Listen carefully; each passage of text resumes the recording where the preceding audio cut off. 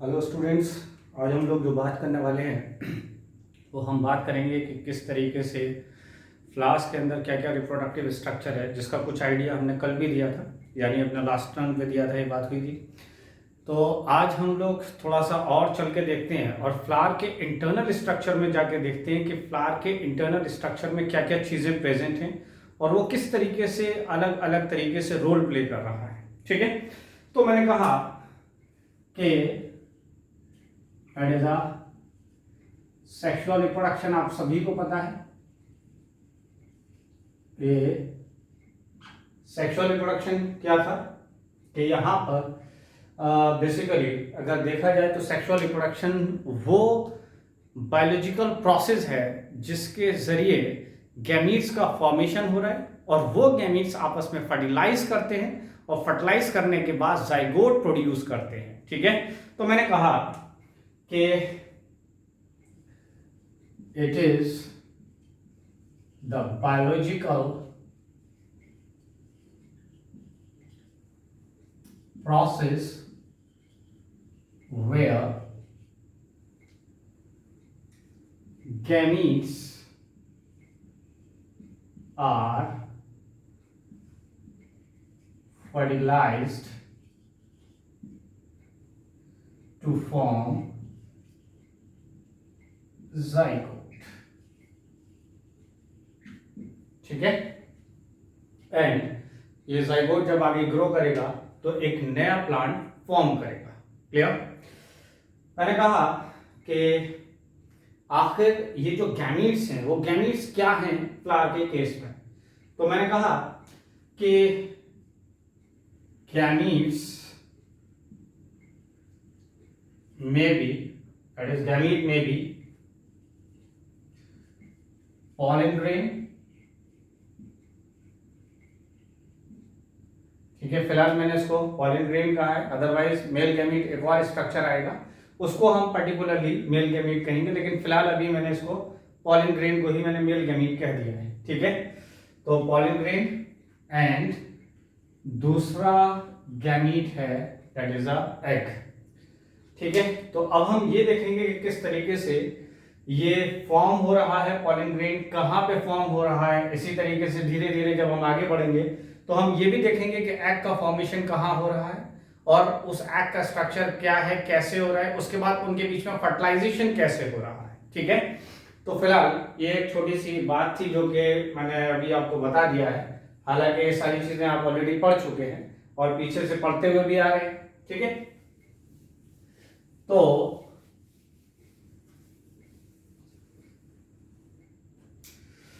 सबसे पहले मैंने कहा कि फ्लावर के अंदर अगर आप देखते हैं तो फ्लावर के अंदर 4 तरीके की डिफरेंट टाइप की लीव्स थी। तो मैंने कहा कि फ्लावर है 4 डिफरेंट लीव्स। ठीक है, लीव्स कह लें या फिलहाल वर्ल कह लें, दैट इज अ वर्ल। ठीक है, एक क्या था आपको पता है, दैट इज अ सेपल का वर्ल था। इसी तरीके से एक पेटल का वर्ल था। ठीक है, सेपल के वर्ल को हम कैलिक्स कहते थे, ये बात आपको पता है। पेटल के वर्ल को हम कोरोला कहते थे। ठीक है, इसी तरीके से फिर आता था स्टैमिन। ठीक है, स्टैमिन के वर्ग को या ग्रुप को हमने कहा था एंड्रोशियम। ठीक है, इसी तरीके से अगर देखा जाए तो आया पिस्टल या कार्पल, इसके वर्ग को हम कहते थे गाइनेशियम। ठीक है, मैंने कहा कि सेपल और पेटल नॉन एसेंशियल पार्ट्स, यानी सेपल और पेटल अगर आप देखते हैं तो फ्लावर के अंदर नॉन एसेंशियल पार्ट है। ठीक है, जबकि अगर स्टैमिन और पिस्टिल को अगर हम देखें तो ये एसेंशियल पार्ट्स हैं, ठीक है। यानी एसेंशियल और नॉन एसेंशियल का क्या मकसद है भाई? अगर सेफलोपेटल को देखा जाए तो इनका बहुत ज्यादा कोई बहुत बड़ा रोल नहीं है सेक्सुअल रिप्रोडक्शन के अंदर, लेकिन अगर आप स्टैमिन और कार्पेल को देखते हैं तो कार्पेल और स्टैमिन का अपने आप में काफी बड़ा रोल है। अगर ये नहीं होंगे तो सेक्सुअल रिप्रोडक्शन कभी पॉसिबल फ्लावर में नहीं होगा। क्लियर? तो अब हम इन्हीं स्ट्रक्चर की बात करेंगे जो एसेंशियल पार्ट है। बेसिकली इन एसेंशियल पार्ट्स की ही बात हम यहाँ पे करने वाले हैं कि एसेंशियल पार्ट किस तरीके का है, कैसा स्ट्रक्चर है, उसको क्या कह रहे हैं और उसके अंदर क्या क्या चीजें प्रेजेंट हैं। ठीक है, तो इस पर आगे बढ़ते हैं हम लोग।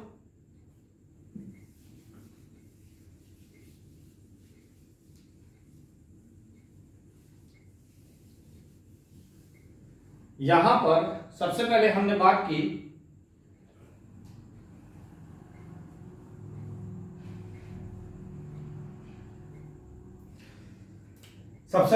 यहां पर मैंने बात की दैट इज अ स्टैमिन की। ठीक है, स्टैमिन का दूसरा नाम है माइक्रोस्पोरोफिल, यानी इसका दूसरा नाम क्या है? माइक्रोस्पोरोफिल। इसी का तीसरा नाम है मेल रिप्रोडक्टिव पार्ट। ठीक है,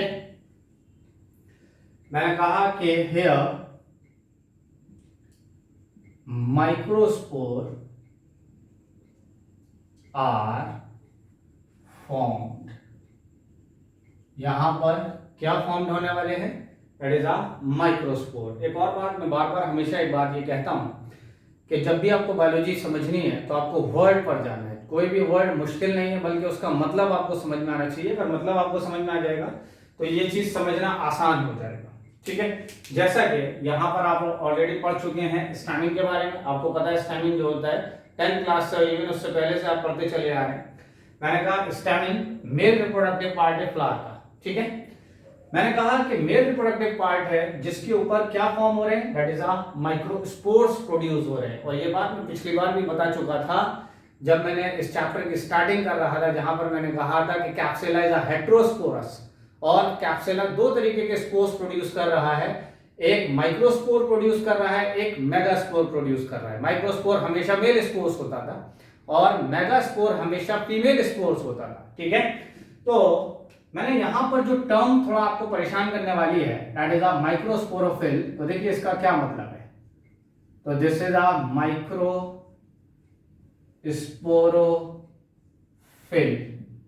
तो यहां पर मैंने कहा this is the microspore and this is fill. Fill के मायने होते हैं लीफ के। फिल का मतलब होता है लीफ, और माइक्रोस्पोर का मतलब हुआ that is a male gamete, क्योंकि माइक्रोस्पोर जिसको हम कहते हैं that is a male gamete या मेल स्पोर। क्लियर? और इस ओ का मतलब है बियरिंग। इस ओ का मतलब है दैट इज बियरिंग। ठीक है, तो यहां पर मैंने लिखा है माइक्रोस्पोरोफिल। इसका मतलब हुआ कि पॉलन ग्रेन या फिर माइक्रोस्पोर बियरिंग लीफ। ठीक है, और माइक्रोस्पोर हम पहले से जानते हैं कि माइक्रोस्पोर हो या पॉलन ग्रेन हो, ये मेल गैमीट है। तो इसका मतलब ये हुआ कि माइक्रोस्पोरोफिल जो वर्ड बना है वो इस बात से बना है कि ये वो लीफ है जिसके ऊपर पॉलन ग्रेन्स या माइक्रोस्पोर्स आते हैं। ठीक है, जिसके ऊपर पॉलन ग्रेन्स या माइक्रोस्पोर्स फॉर्म हो रहे हैं। तो ऐसे स्ट्रक्चर जिसके ऊपर पॉलन ग्रेन या माइक्रोस्पोर फॉर्म हो रहे हैं, इसको हमने नाम दिया माइक्रोस्पोरोफिल। ठीक है, और हम ये बात अच्छे से जानते हैं कि पॉलन ग्रेन किसके ऊपर आ रहा है? दैट इज स्टैमिन के ऊपर आ रहा है। और जब स्टैमिन के ऊपर पॉलन ग्रेन आ रहा है तो इसका मतलब स्टैमिन का ही दूसरा नाम माइक्रोस्पोरोफिल हो गया। ठीक है, आगे बढ़ते हैं।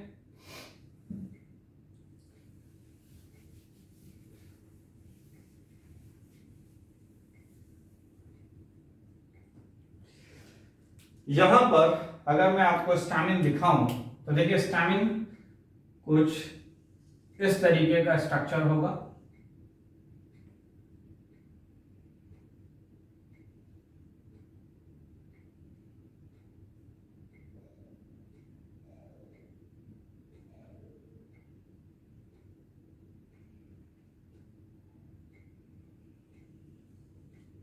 इस तरीके का स्टैमिन स्ट्रक्चर होगा। This is stamen. स्टैमिन के केस में अगर देखा जाए तो this is anther and this is filament. ये क्या था, ऊपर वाला क्या है, that is called as a anther, और नीचे वाला जो पार्ट है this is called as a filament. ठीक है, फिलामेंट बेसिकली स्ट्राइल पार्ट है और एंथर जो है वो फर्टाइल पार्ट है। क्लियर? मैंने कहा कि अगर मान लीजिए हम एंथर को ऐसे कट कर देते हैं इस तरीके से, इसको अगर हम कट कर दें तो इसका मतलब ये एंथर को अगर हम इस तरीके से कट करेंगे, ठीक है, तो हमें क्या क्या चीजें नजर आएंगी इस एंथर में। ठीक है, उस सारे स्ट्रक्चर को अब मैं यहां पर दिखा रहा हूं कि क्या क्या चीजें आपको नजर आने वाली हैं।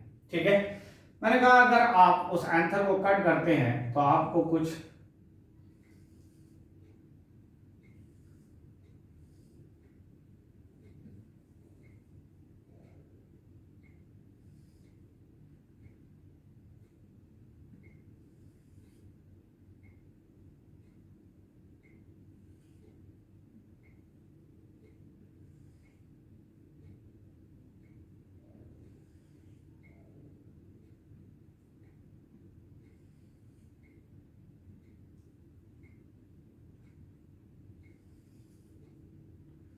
ऐसा स्ट्रक्चर नजर आएगा, इस तरीके का स्ट्रक्चर। ठीक है, अगर आप इस एंथर को देखें तो इस एंथर के अंदर एक ये लोब है और एक ये लोब है। इसका मतलब इस एंथर के अंदर अगर देखा जाए तो ये एक लोब है, ये वाला। ठीक है, यानी यह एक लोब हो गया और ये दूसरा लोब हो गया। ठीक है, तो इस एंथर को अगर देखा जाए तो इस एंथर के अंदर दो लोब्स नजर आ रही हैं। अगर दो लोब्स नजर आती हैं तो ये एंथर कहलाता है bithecous anther. This is called as a bithecous anther. Bithecous anther का मतलब हुआ that is anther have two lobes. Anther के अंदर क्या है, दो लोब्स हैं। ठीक है, अगर एंथर के अंदर दो लोब्स हैं, देखिए बार बार ये बात कह रहा हूं कि एक ये लोब है ये वाला और एक ये वाला लोब है। इसका मतलब इसमें दो लोब्स हैं। जब एंथर के अंदर दो लोब्स होती हैं तो हम एंथर कहलाता है बाइथिकस एंथर। क्या कहलाएगा, that is called as a bithecous anther. Clear?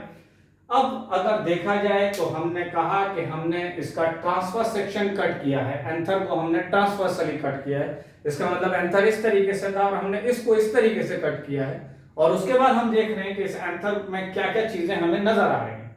मैंने एंथर को जब कट किया तो मैंने कहा कि अगर देखा जाए तो ये एंथर आपको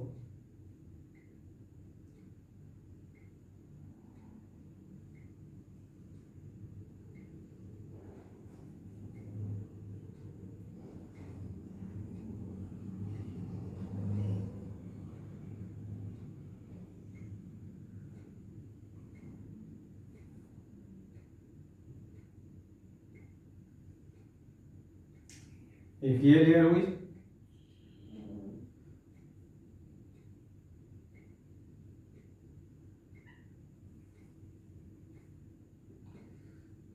ठीक,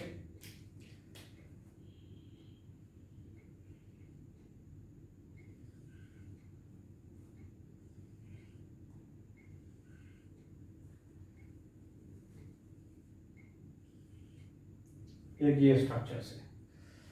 ठीक है, इसके अलावा अगर दिखाया जाए तो यहां पर ये लेयर और एक ये लेयर।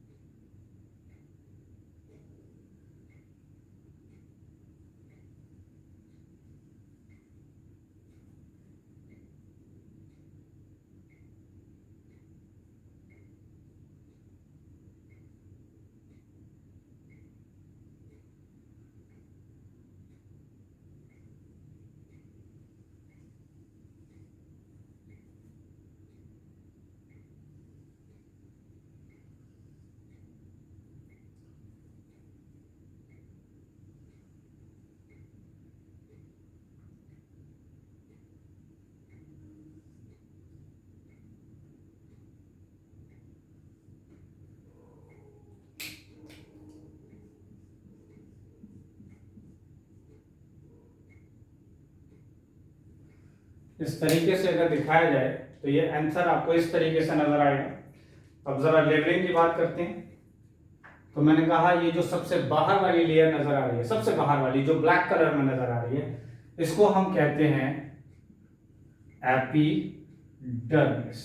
क्या कहलाती है ये? एपिडर्मिस। ठीक है।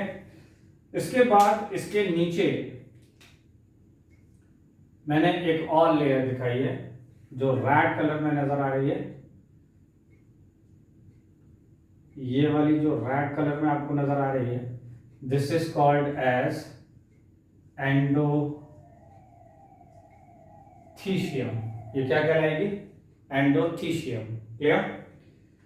इसके बाद अगर इस ब्लू वाली लेयर को हम देखें, ये जो ब्लू वाली लेयर है, ये ब्लू वाली लेयर है, ये ब्लू वाली लेयर है, ये तीनों ब्लू लेयर जो नजर आ रही हैं आपको, इसको हम कहते हैं मिडिल लेयर। ये कहलाती है मिडिल लेयर। मिडिल लेयर तकरीबन 1 से लेकर 3 होंगी। मिडिल लेयर कितनी होंगी?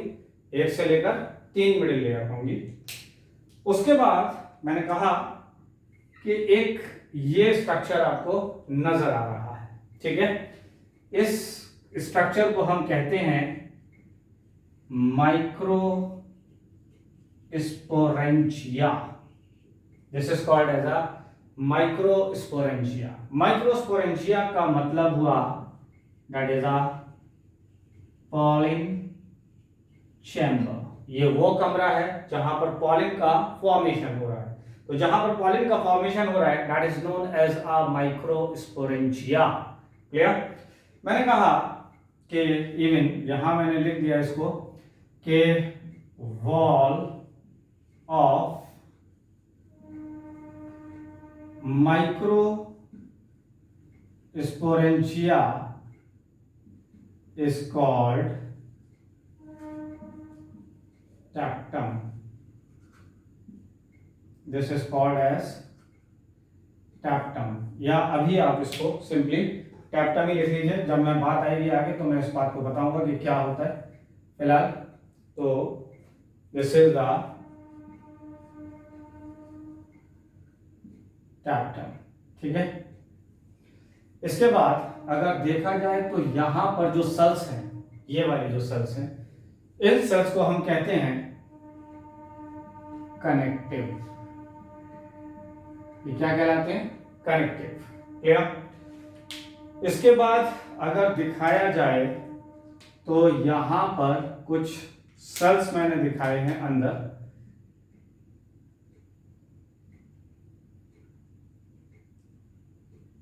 इसी तरीके से यहां पर मैंने कुछ सेल्स को मैंने यहां दिखाया है, ये दिखाया है, ये ऐसे ही यहां पर भी हैं।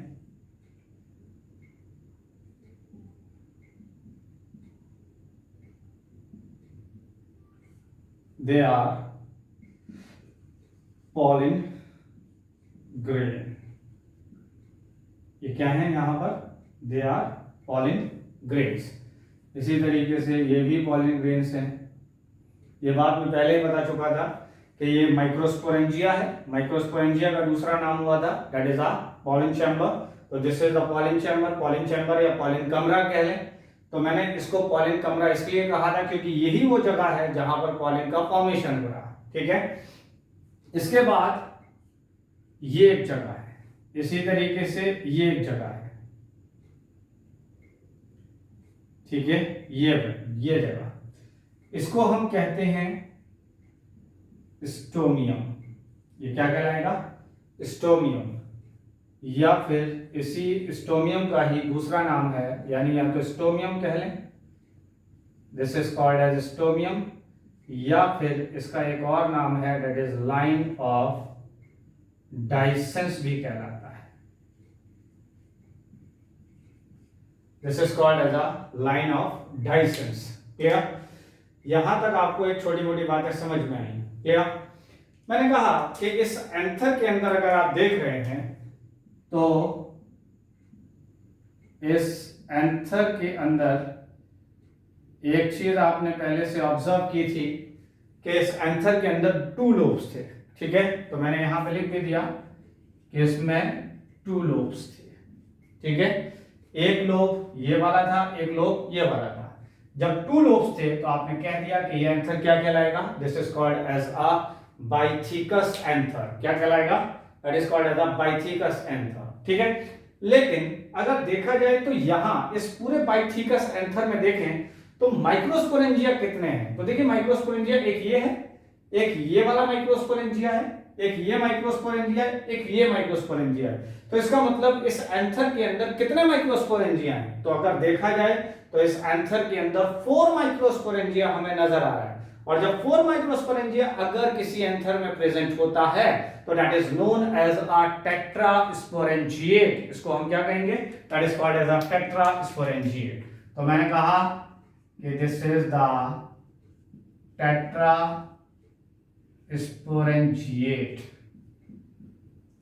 टेट्रास्पोरेंजिएट का मतलब हुआ कि एंथर have 4 माइक्रोस्पोरेंजिया। यानी थोड़ा सा जगह की यहां पर थोड़ी कमी आ रही है, तो इसमें मैंने लिख दिया कि एंथर हैव 4 माइक्रोस्पोरेंजिया। ये इंपॉर्टेंट बात है। ठीक है, या उसको अच्छे से मैं नीचे लिख देता हूं यहां पर, that is a tetrasporangiate. Tetrasporangiate का मतलब था कि एंथर हैव 4 माइक्रोस्पोरेंजिया। यानी एंथर के अंदर कितने माइक्रोस्पोरेंजिया हैं, दैट इज 4 माइक्रोस्पोरेंजिया है। तो ये बात याद रखिएगा हमेशा कि जब भी एंथर अगर बाइथिकस एंथर है, एंथर कैसा है, that is a bithecous anther है, इसका मतलब एंथर के अंदर 2 लोब्स अगर प्रेजेंट हैं तो ऑब्वियस बात है कि एक लोब के अंदर 2 माइक्रोस्पोरेंजिया होंगे। ऑब्वियस बात है जब 2 लोब्स हैं, जब 2 लोब्स प्रेजेंट हैं तो इसका मतलब यहां पर 4 माइक्रोस्पोरेंजिया प्रेजेंट हैं। जब 4 माइक्रोस्पोरेंजिया प्रेजेंट हैं तो that anther is called as tetrasporangiate. That anther is known as tetrasporangiate. Tetrasporangiate का अपने आप में मतलब होता है कि एंथर के अंदर 4 माइक्रोस्पोरेंजिया होना चाहिए। अगर 4 माइक्रोस्पोरेंजिया तभी होगा जब एंथर बाइथिकस होगा। ठीक है, बाइथिकस का मतलब हुआ कि एंथर के अंदर 2 लोब्स प्रेजेंट होंगी।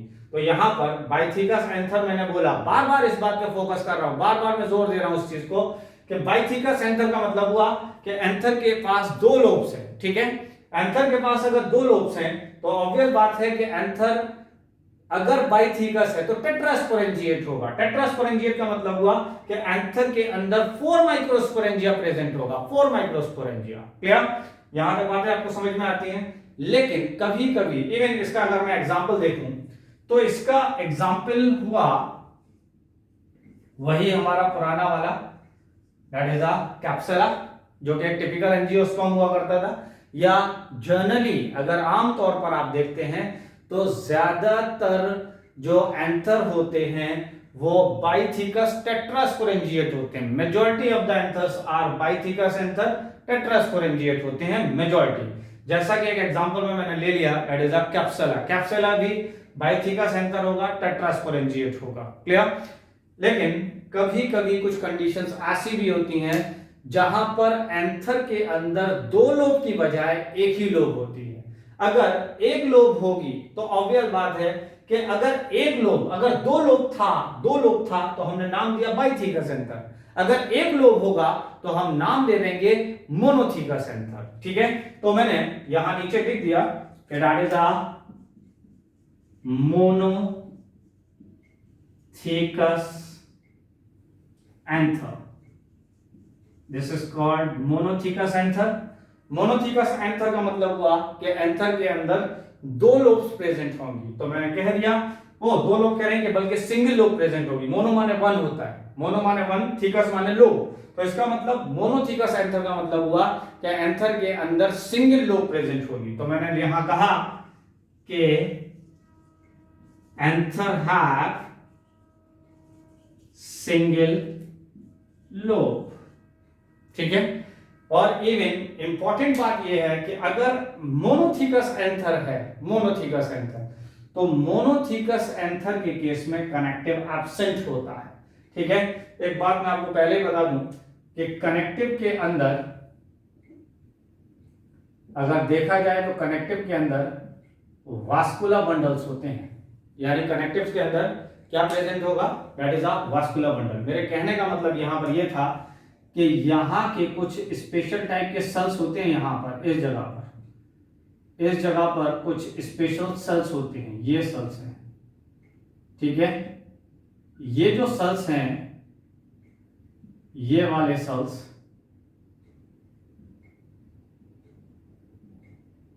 ठीक है, ये कनेक्टिव है। और इस कनेक्टिव के अंदर अगर देखा जाए तो वास्कुलर बंडल्स प्रेजेंट हैं यहां पर, वास्कुलर बंडल्स कनेक्टिव के अंदर। क्लियर? इवन अगर देखा जाए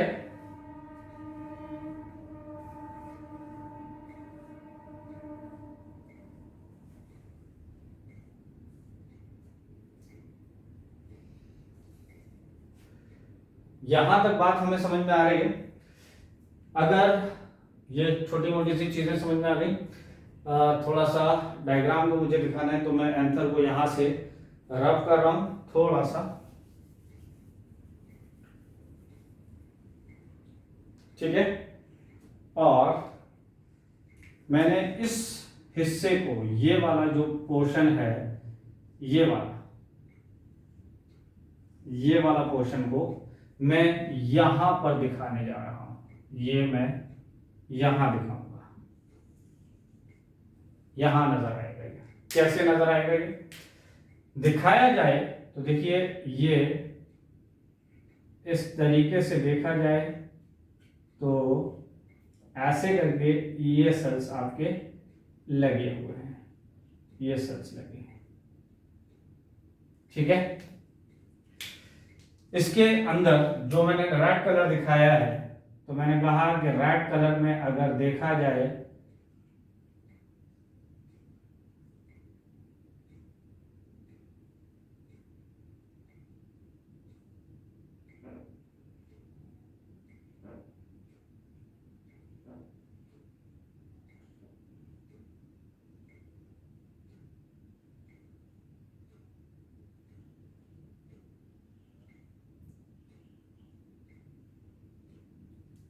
इस तरीके से, ये रेड कलर को मैंने यहां दिखाया है।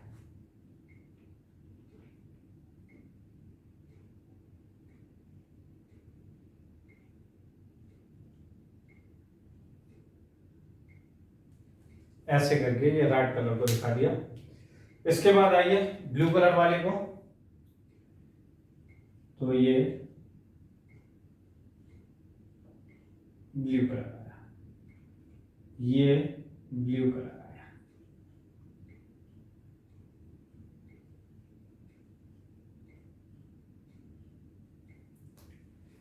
इसके बाद अब अगर देखा जाए तो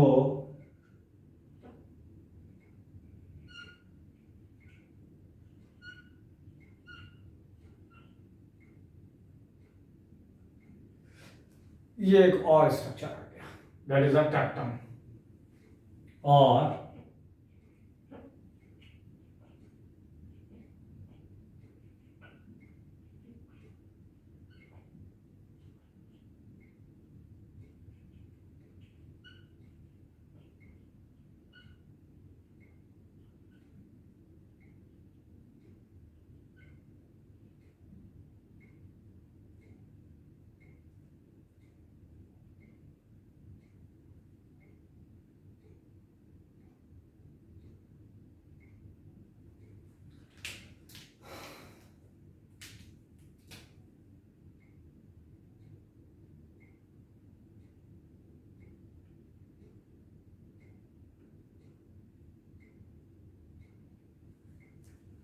अब अगर यहां पर देखा जाए तो ये ब्लैक वाला एपिडर्मिस था, ठीक है। उसके बाद इस रेड वाले को देखते हैं, ठीक है। ये जो रेड वाला है ये, this is called as endothecium, इसको हमने एंडोथीशियम कहा। यहां पर अगर देखा जाए तो ये तीनों मिडिल लेयर है। मिडिल लेयर तकरीबन 1 से लेकर 3 तक है, ठीक है। इसके बाद अगर इसकी बात की जाए तो दिस इज अ टैक्टम। और अगर इन सेल्स की बात की जाए तो दे आर स्पोरोजिनस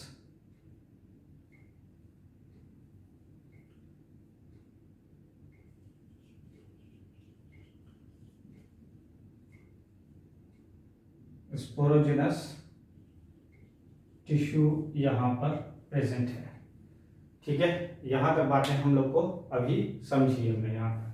और ये जो मैंने डायग्राम में बार बार कह रहा हूं कि इतना सेक्शन को मैंने वहां पर आपको दिखाया है, ठीक है।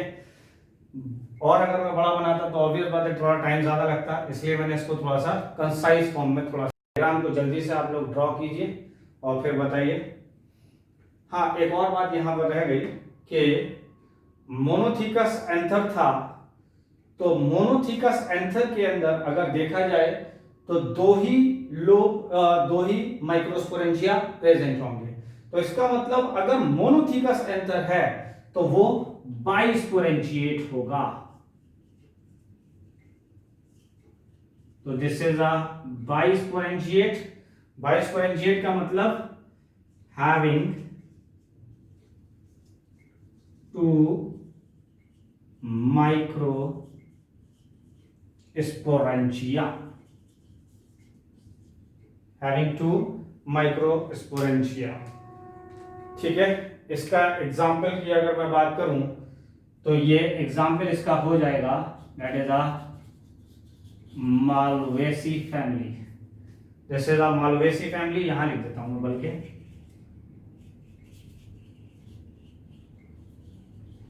This is a Malvaceae family. Malvaceae family का मतलब हुआ दैट इज अ कॉटन की family, that is a cotton family, ठीक है। इसको देखिए जल्दी से और फिर एक बार ड्रॉ करिए, ठीक है। फिर आगे बढ़ते हैं हम लोग।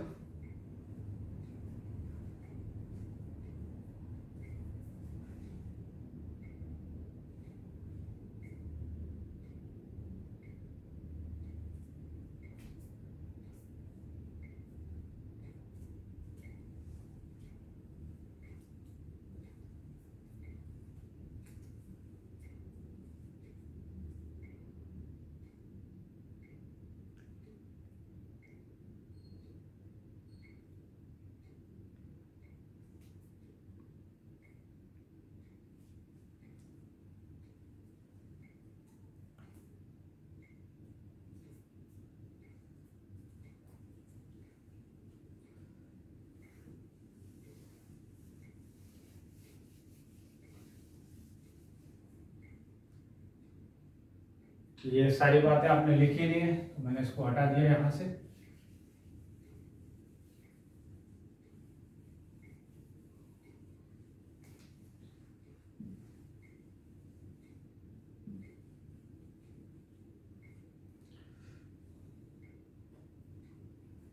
मैंने कहा कि बाइथिकस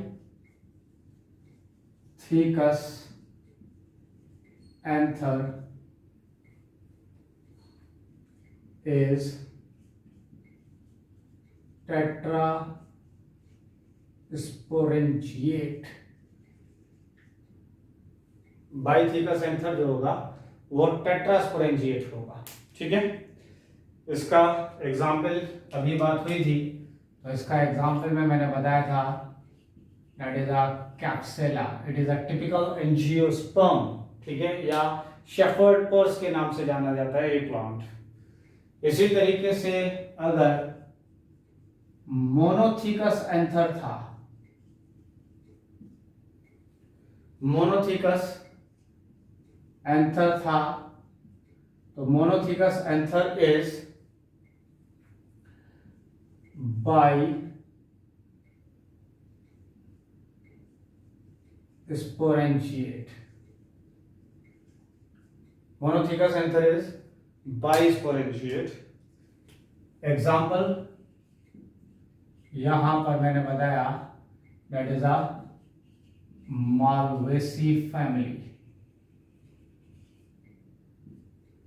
ठीक है, ये छोटी सी एक इंपॉर्टेंट बात मैंने यहां बताई कि बाइथिकस एंथर है। ठीक है, और bithecous anther is tetrasporangiate, monothecous anther bisporangiate. ठीक है,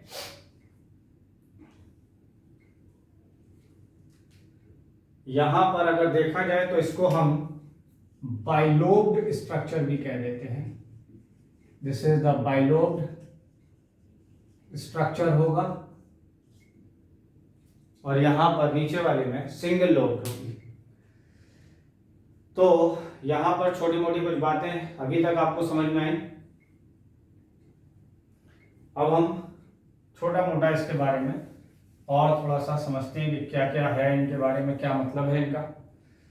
तो सबसे पहले अगर देखा जाए तो यहाँ पर जो लेयर थी उसका नाम था एपिडर्मिस।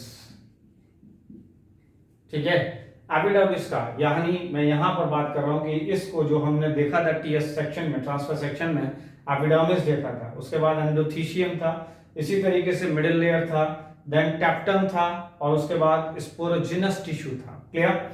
मैंने कहा सबसे पहले हम बात करते हैं एपिडर्मिस की। तो मैंने कहा कि इट गिव्स प्रोटेक्शन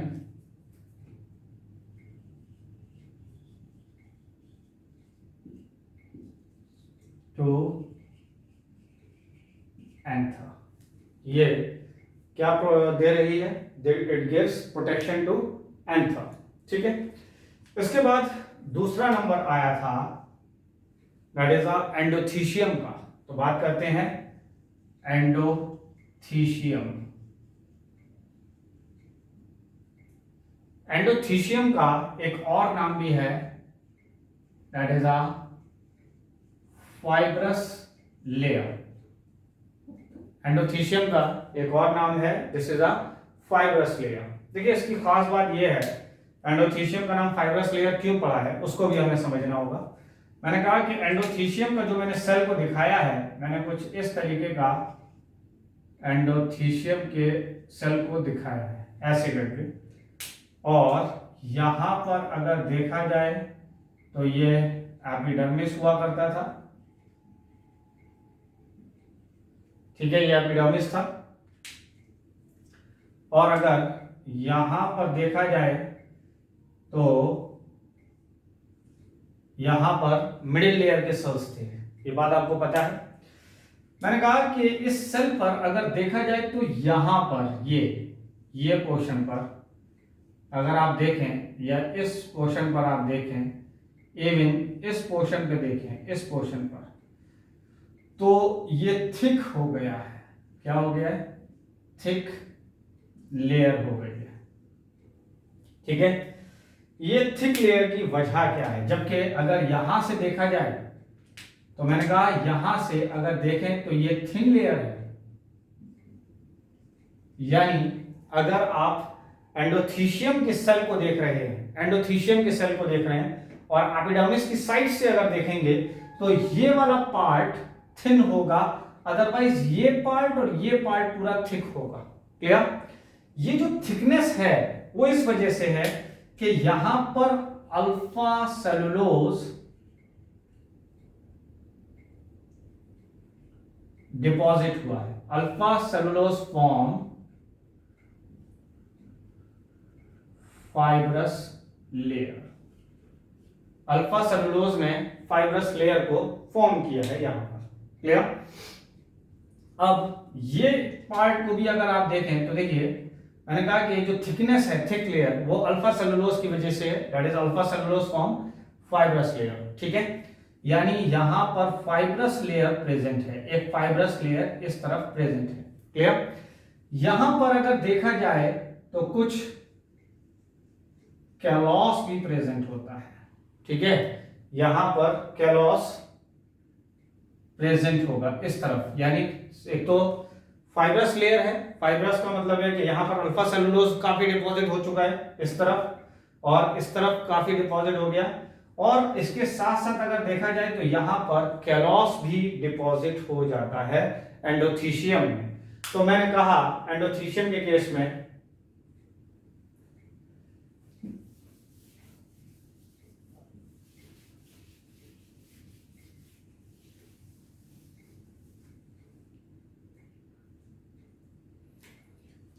मैंने कहा कि एंडोथीशियम का मतलब हुआ it is a fibrous layer here alpha cellulose deposit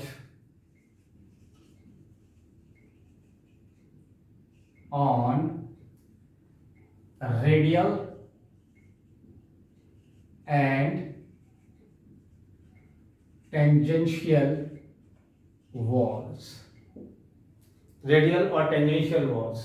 ठीक है, ऑल्सो कैलॉस प्रेजेंट, यहां पर कैलॉस भी प्रेजेंट होता है। ठीक है, उसके बाद मैंने कहा कि इट इज हाइग्रोस्कोपिक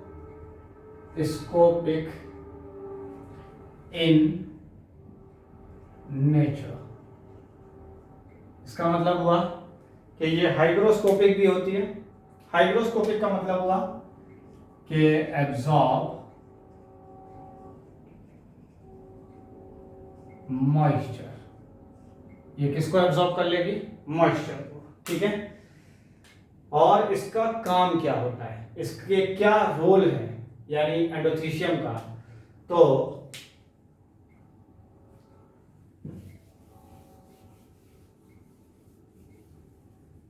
मैंने कहा कि यहां पर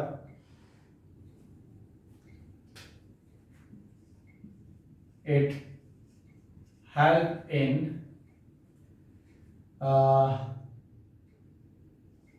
डाइसेंस of anther so that pollen grains comes out।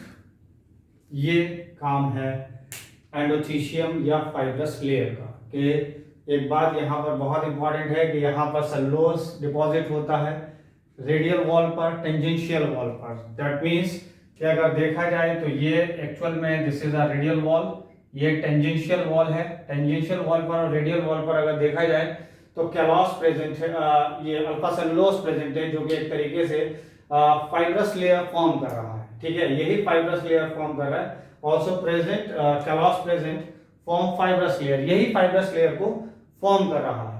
मैंने कहा कि एंडोथीशियम एक तरीके से हाइग्रोस्कोपिक है नेचर में। हाइग्रोस्कोपिक का मतलब हुआ कि ये मॉइस्चर को एब्जॉर्ब कर लेता है, और जब मॉइस्चर एब्जॉर्ब कर लेगा तो ये इस एंथर को डाइसेंस होने में हेल्प करेगा। डाइसेंस का मतलब हुआ रप्चर्ड करने में मदद करेगा, और जब ये रप्चर्ड होगा तो ये इस तरीके से अगर देखा जाए तो ये इस तरीके से है, ये ऐसे करके खुलेगा, इस तरीके से खुलेगा ताकि पॉलेंस यहां से निकल के बाहर चले जाए। ठीक है,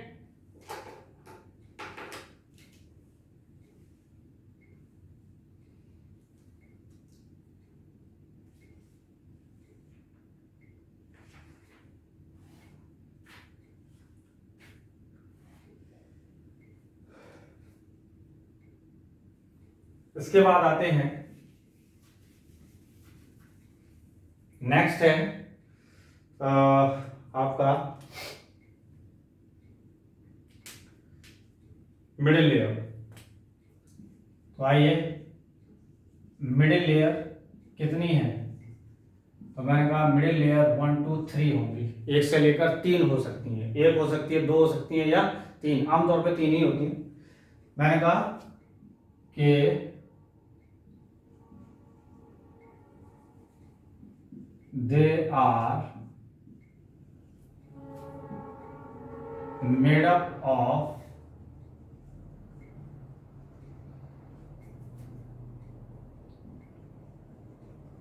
parenchymatous cells, ठीक है, which store food।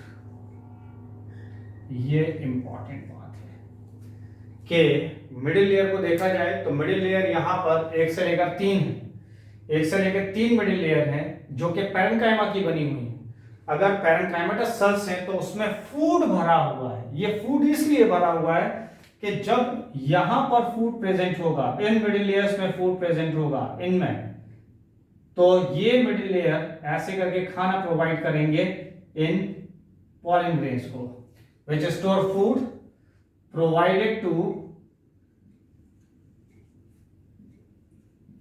pollen grains। ये खाना किसको प्रोवाइड कर दिया जाएगा, ये खाना प्रोवाइड कर दिया जाएगा पॉलन ग्रेन्स को। ठीक है, यहां तक कंप्लीट हुई बात। आगे बढ़ते हैं हम लोग।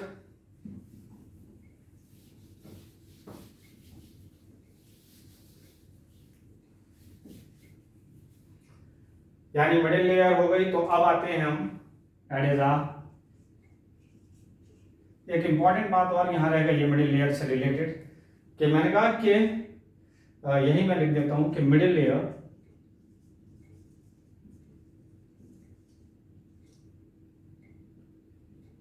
आर एपिमेरल्स। एपिमेरल का मतलब हुआ शॉर्ट लिव्ड। ये बहुत कम वक्त तक जिंदा रहती है। इसका काम है फूड को प्रोवाइड करना, फूड को सप्लाई देना। जब ये फूड को सप्लाई दे रही है तो इसका मतलब एक सर्टेन टाइम के बाद ये खत्म हो जाएगी, और मैच्योर एंथर के अंदर मिडिल लेयर एब्सेंट होती है, वहां पर ये प्रेजेंट नहीं होती है। क्लियर? तो मैंने कहा मिडिल लेयर हुआ, उसके बाद आगे बढ़ते हैं हम। तो मैंने कहा कि नेक्स्ट है दैट इज द टैप्टम। तो आ जाइए टैप्टम पर। तो टैप्टम में मैंने कहा कि सिंगल लेयर, टैप्टम एक तरीके की सिंगल लेयर है विच सराउंड, यानी जो कि घेरे हुए, सराउंड द माइक्रोस्पोरेंजिया। ठीक है, जो कि किसको घेरे हुए, माइक्रोस्पोरेंजिया को, या फिर पॉलिन चैम्बर को घेरे हुए। यहां तक बातें समझ में आ रही है कि टैप्टम है जो कि एक सिंगल लेयर है विच सराउंड द माइक्रोस्पोरेंजिया या पॉलिन चैम्बर। आप देख सकते हैं यहां पर कि जहां मैंने टैप्टम को दिखाया, देखिए ये रही टैप्टम, ये टैप्टम माइक्रोस्पोरेंजिया की बाहर की बाउंड्री पर है। दैट मींस कि सिंगल लेयर है टैप्टम जो कि माइक्रोस्पोरेंजिया को घेरे हुए। टैप्टम जो है वो मल्टी न्यूक्लिएट है, और मल्टी न्यूक्लिएट का मतलब पॉलीप्लॉइड होती है। तो यहां पर मैंने लिखा कि tapetum is polyploid due to endomitosis or free nuclear division। अगर देखा जाए तो टैप्टम जो है वो पॉलीप्लॉइड होती है। पॉलीप्लॉइड का मतलब है कि दो सेट से ज्यादा सेट होंगे क्रोमोसोम्स के इन सेल्स में, दैट इज अ टैप्टम के अंदर। बहुत इंपॉर्टेंट बात है ये क्वेश्चन भी कई बार पूछा गया है कि टैप्टम किस तरीके की है। तो टैप्टम बेसिकली पॉलीप्लॉइड होती है जो कि एंडोमाइटोसिस या फिर फ्री न्यूक्लियर डिवीजन की वजह से होती है। ठीक है, अब टैप्टम की बात आती है कि टैप्टम कर क्या रही है, टैप्टम क्या काम कर रही है, सवाल ये है। तो इसका जवाब है it supply nutrition to young pollen grains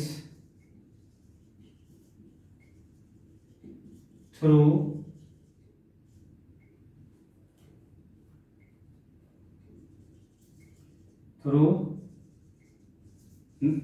यानी pollen grain taken from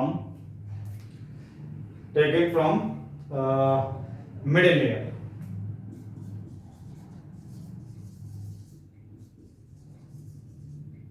ये इंपॉर्टेंट बात है। ठीक है, ये टैप्टम की बात आ गई। इसके बाद टैप्टम कंप्लीट हुआ। अभी फंक्शन ऑफ टैप्टम भी देख लेते हैं हम कि क्या क्या फंक्शन है टैप्टम के। और अभी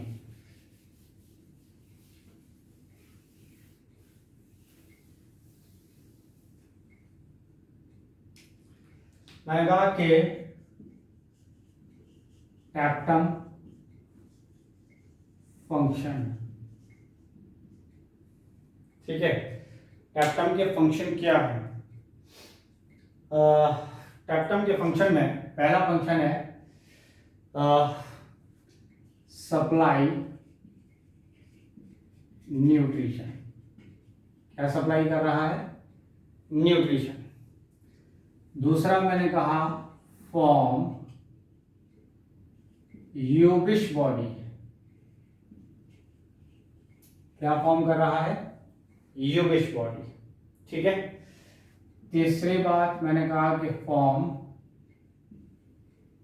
एंजाइम एंड हॉर्मोन्स। ठीक है, फोर्थ में मैंने कहा कि form sporopollenin,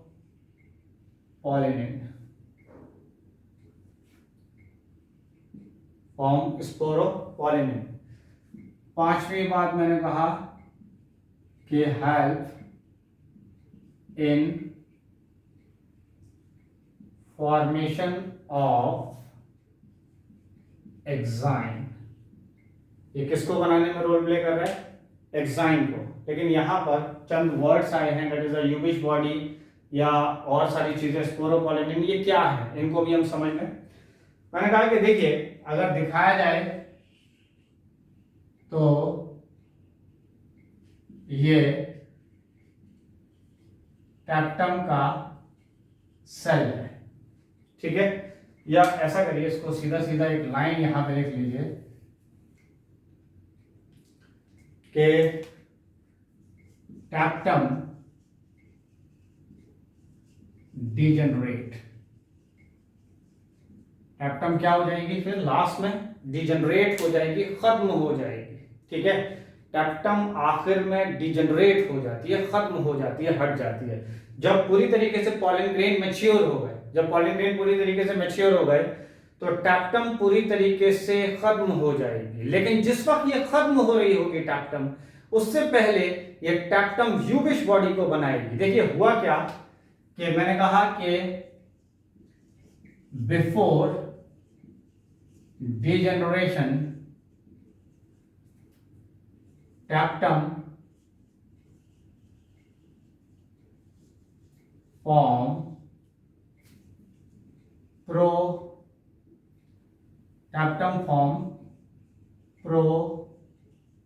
यूबिश body in their cytoplasm। यानी अगर देखा जाए तो जिस वक्त टैप्टम डिजेनरेट हो रही होगी उससे पहले ये क्या फॉर्म कर देगा, ये फॉर्म कर देगा प्रोयूबिश बॉडी, जो कि साइटोप्लाज्म में प्रेजेंट होगी, साइटोप्लाज्म के अंदर प्रेजेंट होगी टैप्टम के साइटोप्लाज्म में, that is a pro Ubisch body. तो मैंने कहा कि when sporopollenin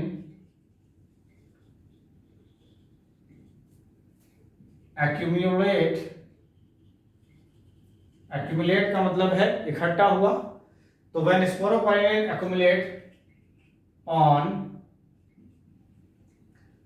प्रोयूबिश body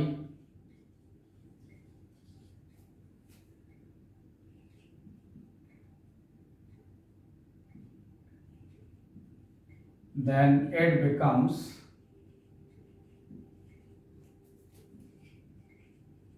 Yubish body।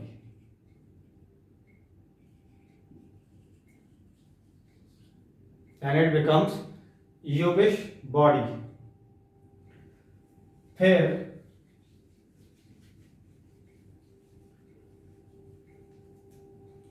मैंने कहा कि Yubish body help in enzyme formation on pollen grain।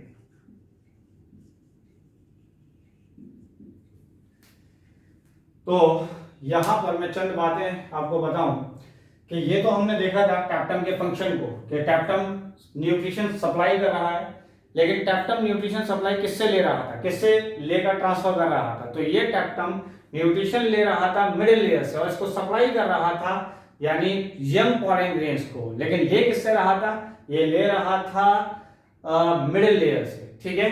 उसके साथ साथ ये यूबिश बॉडी फॉर्म करता है। मैंने कहा यूबिश बॉडी कैसे फॉर्म करेगा, मैंने कहा जिस वक्त टैप्टम डिजेनरेट होने वाला होगा, जिस वक्त टैप्टम डिजेनरेट होने वाला होगा उस वक्त टैप्टम अपने अंदर कुछ ग्रेन्यूल्स इकट्ठे करेगा, और जब ग्रेन्यूल्स इकट्ठे करेगा तो that granules is known as a pro Ubisch body, उसको हम कह देंगे that is called as a pro Ubisch body. लेकिन जब इस प्रोयूबिश बॉडी के ऊपर स्पोरोपोलिनिन इकट्ठा हो जाएगा, यानी प्रोयूबिश बॉडी के ऊपर स्पोरोपोलिनिन जिस वक्त इकट्ठा हो जाएगा तो ये बन जाएगा यूबिश बॉडी, ये कहलाएगा यूबिश बॉडी। और यूबिश बॉडी का काम होता है पॉलन ग्रेन के ऊपर एग्जाइन का फॉर्मेशन करना। देखिए पॉलन ग्रेन के ऊपर दो लेयर्स आएंगी, एक लेयर कहलाएगी एक्साइन और एक कहलाएगी इंटाइन। तो जो एक्साइन बनी हुई है वो स्पोरोपोलिनिन, जो एक्साइन बनी है वो बनी है स्पोरोपोलिनिन की, लेकिन उसको बनाया है यूबिश बॉडी ने, ठीक है। यहां तक छोटी मोटी बातें हम लोग को समझ में आई। इसके बाद लास्ट जो आया that is a sporogenous tissue.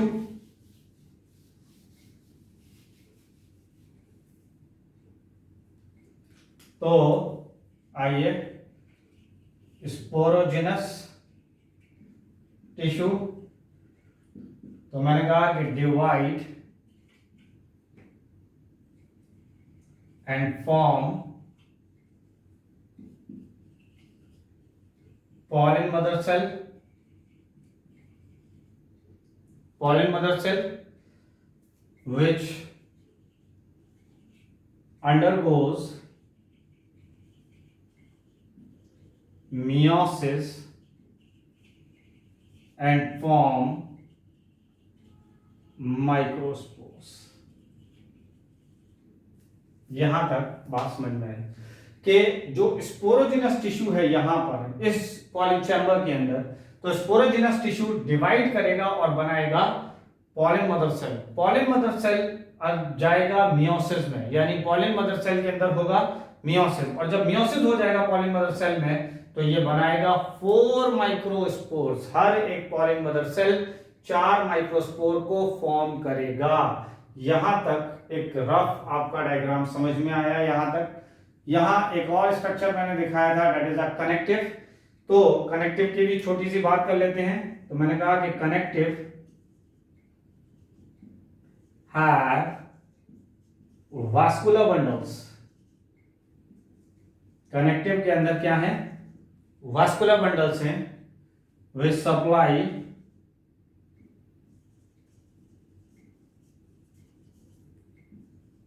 Water, food and minerals.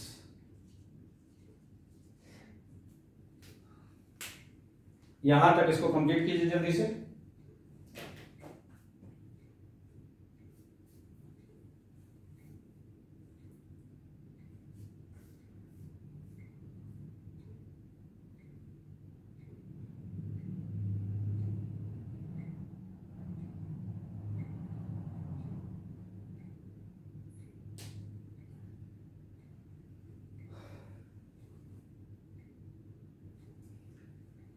ठीक है, यहां तक कंप्लीट हुआ। इसके बाद हम नेक्स्ट टॉपिक पे, नेक्स्ट टर्न पे चलेंगे हम और देखेंगे डेवलपमेंट ऑफ एंथर की बात करेंगे कि एंथर का कैसे फॉर्मेशन हो रहा है।